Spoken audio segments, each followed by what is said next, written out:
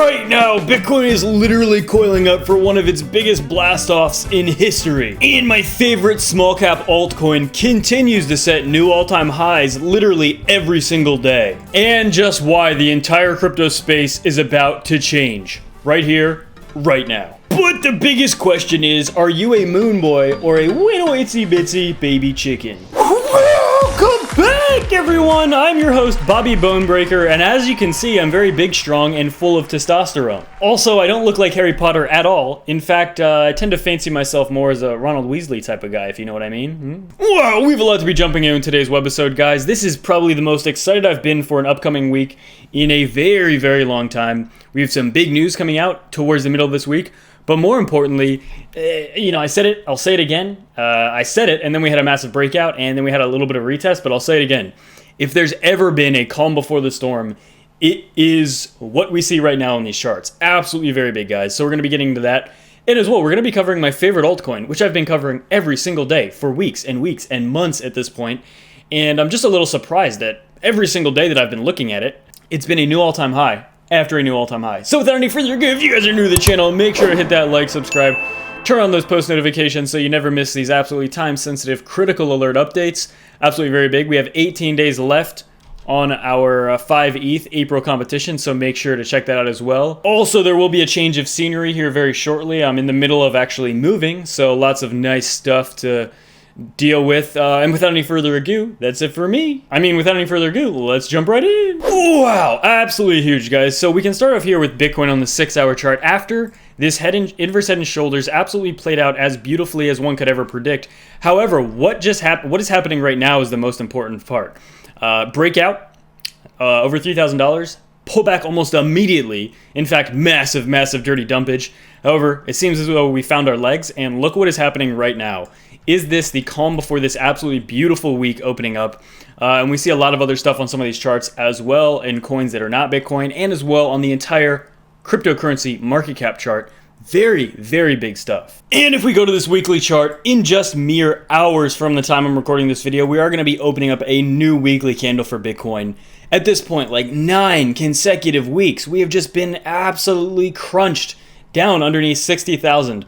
But is this finally going to be the trigger that bursts us to, 76,000 US dollars in this month of April? That's what we're all waiting for, guys. So if we go here to the 1-hour chart for Bitcoin, everything is still looking pretty strong here. Bitcoin did hold some of its pretty important short-term moving averages after having a massive breakout and then a massive dumpage as well. You can see it held on this 50 after a huge drop. We had like one hourly close below it, but then we quickly got it back above it. And now as well, we were kind of trying to get back above this 21 concretely for hours.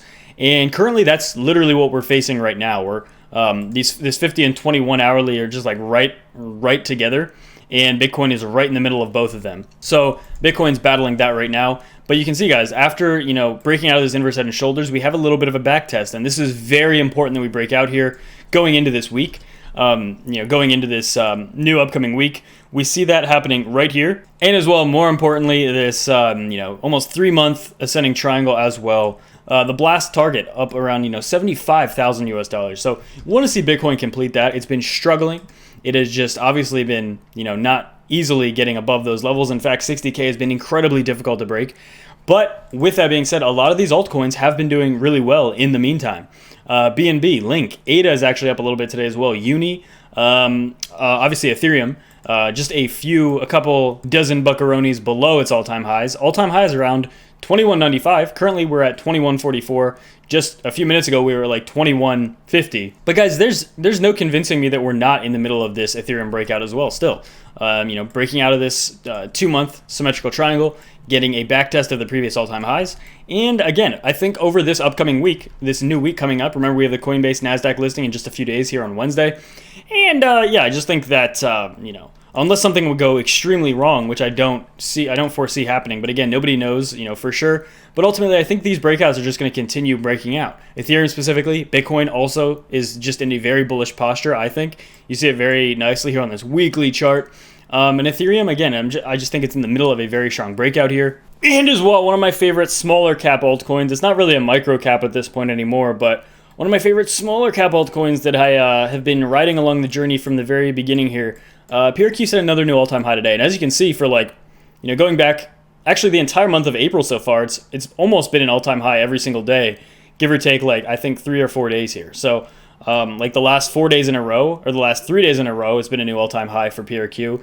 And yeah, $2.50 is the current price for it. Wow, its market cap is almost actually $300 million now at this point, which again, for cryptos, that's not super big. Remember, like the top 100 cryptos are all above $1 billion market cap. So a coin with a third of $1 billion market cap is clearly, you know, not massive, but at this point, it's not actually that small anymore. But again, this is a coin that I'm holding for the long term. I'm not really trading this or doing anything with this coin other than just holding on to this one, right? But as well, the entire cryptocurrency market cap actually looks very set to blow up here. Now, this purple line is the $2 trillion market cap level. The $1 trillion market cap level, as you see here, it did take a little bit of time and a few tests and breakdowns before ultimately blasting past $1 trillion in market cap. If we go here, right here is about $1 trillion, you know, right in the center of this resistance here. And then once it concretely broke it, it went on to a really nice run, almost to 2 trillion. 1.7 got a nice pullback, and then like 1.8 got a nice pullback. And currently we're at 2 trillion. So guys, at this point, absolutely wild to say, the entire cryptocurrency market cap is now valued at $2 trillion. The highest it got back in 2017 and 2018 was like, I think it was like 4/5 or like 20 or 80% of $1 trillion. So it got really close, but now we're more than double that. And again, most of that massive gainage is because of Bitcoin. If we go to the entire altcoin market cap, you can see we're not even at $1 trillion yet for the entire altcoin market cap. So everything minus Bitcoin, we still have not yet hit $1 trillion. Do I think we're going to be hitting $1 trillion in this bull cycle? Oh, good golly, 100% do I think we're going to be hitting $1 trillion. I don't think it's very far-fetched to say we're going to be hitting $2-3 trillion for the entire altcoin market cap by the end of this cycle. So that obviously means there's an immense room for growth. And let's actually just show what that would look like kind of on this chart here. So here we have, this is about what a $1 trillion market cap would look like. And then we have about a 2 trillion on this chart, you know, maybe up to about this level. And then we have 3 trillion up to right about here. So yeah, again, I think $2 and $3 trillion for the entire altcoin market cap is without question, without a doubt. I would be absolutely flabbergasted, you could say, if we did not hit, you know, at least a couple $1 trillion for the entire altcoin market cap. And a lot of people actually throw around the target for the entire cryptocurrency market cap of being maybe like 10 trillion, which, yeah, on this chart, 10 trillion looks like, you know, right about this level here. This is the previous all-time high, right about here. And yeah, a $10 trillion market cap for everything would be up about there. And yeah, I just think it's very likely. I think that crypto has a lot of room to grow. And again, keep in mind, if we do have a $10 trillion cryptocurrency market cap, potentially higher, you can kind of do some calculations. Some of these coins would be absolutely explosive.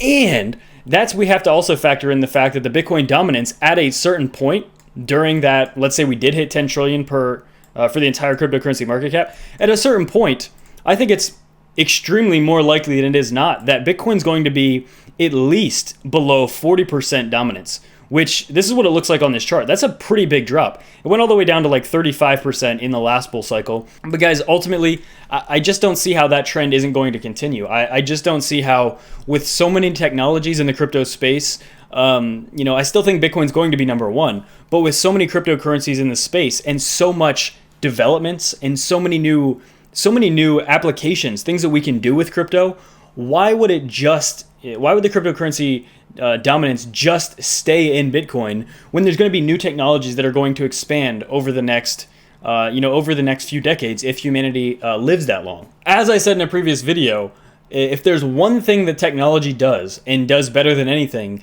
is that it grows, it expands, and it looks for new opportunities. Technology, the only thing technology doesn't do is just stay where it started and not branch out into a million different things, right? Absolutely not. And I think the internet's an amazing example of that. The internet started out with what, like, I don't know, like a few websites or like a few different calculation programs or something. And now, what doesn't the internet have? It's just like the simplest analogy, I guess. It's not a very good analogy, but the point is, I don't really have to make a strong case for why technology grows and finds new things to build and gives us new ideas, because it's just so obvious. That's what technology does. Wow, so if you guys are new to the channel, make sure to hit that like, subscribe, turn on those ghost notifications. Make sure to enter for our ETH competition. We have 18 days left, guys.